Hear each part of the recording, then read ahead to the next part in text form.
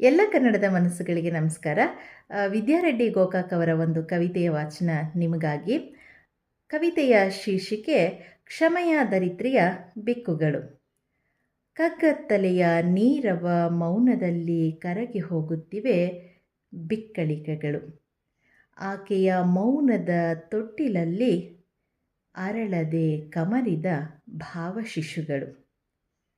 ಅಣಕಿಸುತ್ತಿವೆ ಕನವರಿಕೆಗಳು, ಬಿಗಿದ ಬಂಧಗಳ ಬೆವರಿನಲ್ಲಿ ಉದುರಿ ಹೋಗಿವೆ ಹಂಗುಗಳು.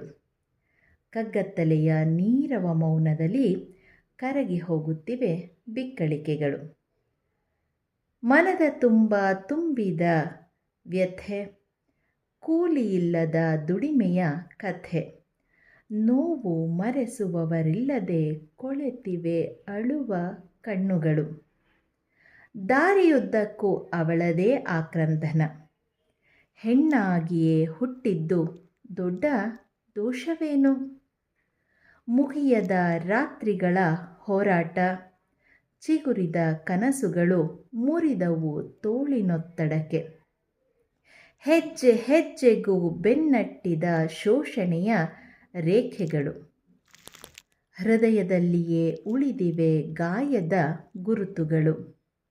ಹೃದಯದಲ್ಲಿಯೇ ಉಳಿದಿವೆ ಗಾಯದ ಗುರುತುಗಳು. ಕಗ್ಗತ್ತಲೆಯ ನೀರವ ಮೌನದಲ್ಲಿ ಕರಗಿ ಹೋಗುತ್ತಿವೆ ಬಿಕ್ಕಳಿಕೆಗಳು. ದುಃಖದ ಹಾಸಿಗೆ ಮೇಲೆ ಅವಳ ಆತ್ಮವಿದೆ, ಕತ್ತಲಲ್ಲಿ ಮನ ತಡವುತ್ತಾ ನಡೆಯುತ್ತಲಿದೆ.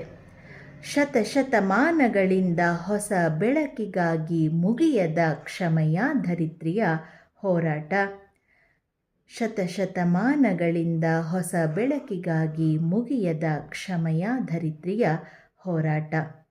ಕಗ್ಗತ್ತಲೆಯ ನೀರವ ಮೌನದಲ್ಲಿ ಕರಗಿ ಹೋಗುತ್ತಿವೆ ಬಿಕ್ಕಳಿಕೆಗಳು.